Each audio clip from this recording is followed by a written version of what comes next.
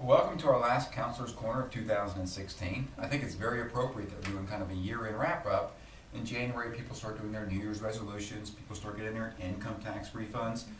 So we thought we would share today very few specific pointers on how to improve your financial picture in 2017. Shelene, you're up first. Well, our tip number one is to get organized. Sometimes that's really the start of it all, is to just get yourself organized, get all your bills in one spot, get yourself a filing system, put all your important documents in one place in your home, and make sure that another important family member knows where these items are. But we feel that that's a good place to start, is to get yourself organized, and the financial things will fall into place. And that kind of leads us to the next tip, which is downsize your clutter. Get rid of the things that you're no longer using, or that maybe those gifts that you got for Christmas that you're not ever going to use.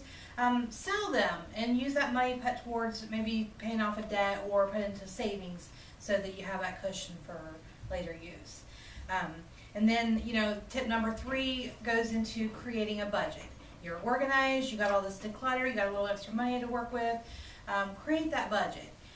You want to create a budget that is going to be reasonable, that you're going to be able to stick to. It's important to commit to that and stay right on track with that budget. And while you're creating your budget, you also want to track your spending. Keep all your receipts. Make sure you know where all your money's going. If you have to keep a ledger, something that you know where your money's going every payday, every month. You get paid, you want to make sure you're tracking where all that money goes. And whenever you do that, you'll be able to go back, we recommend at least once a quarter, going back and reviewing your budget. Are you spending where you're supposed to be spending? Do you need to make some adjustments to that budget, that maybe there were some expenses you didn't think about when you created the budget? Review that budget every quarter and make adjustments as needed. My turn? All right. We all recognize how hard it is to save money in today's current environment. And one of the things we came across that was really neat is a 52-week saving plan. And I think if we told you to start saving $50 a week, we're setting you up to fail. But with a 52-week saving plan, you start off in week 1 saving $1. Week 2, you move to $2, and you increase that by $1 each week. And it doesn't seem like that much, but when you're done, if you go through it for 52 weeks, you've saved almost $1,400. So it's a very effective way to start building that savings, that emergency savings. And the neat thing is, you get that positive energy going. It's not as difficult to save $1, $2, $3. And you get to a point in your life where you think you're excited on Friday, you know you get to save money. And after 4 or 5 weeks, you start seeing the results. It's only $12, $15, but you're making progress that you weren't making before. So that 52-week saving plan can be very effective. And not everything works for everybody. One of the things that I always do that's worked well for me is every time I make a deposit in my checking account, I write in my checkbook for less than the actual deposit amount.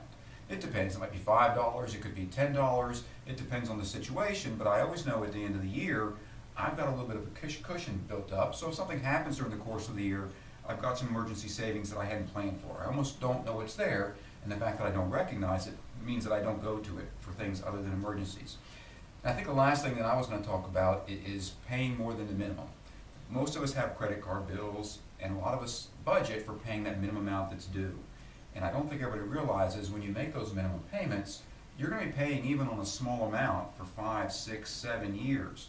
Anything that you can do, if you budget paying $5 more, $10 more, all that's going to the principal, and it will eliminate that debt much quicker. So anything you can do to pay more than the minimum on those credit card bills will lead to a better financial picture in 2017. Back to Shelene. So the next tip, and that's just carrying over from what John said, is to do the power payment method of paying down debt.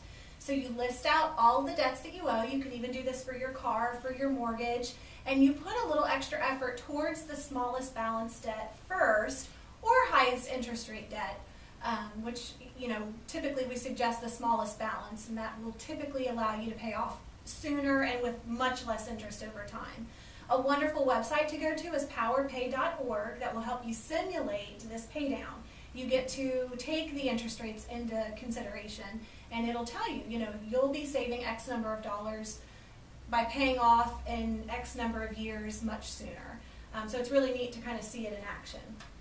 And then our final tip is payroll deduct savings. So another way to trick yourself into saving is to have it done before you even see the monies in your paycheck. It's a wonderful way for you to not miss it. You know, it's kind of out of sight, out of mind. And once you look into your savings account at the end of the year, that may be your Christmas spending for next year, or a wonderful vacation for your families around the holidays. So it's just a wonderful way to trick yourself, and you don't miss those monies, you know, $25, $50, $100, whatever it is that you can save per paycheck. Awesome advice. Thank you, guys.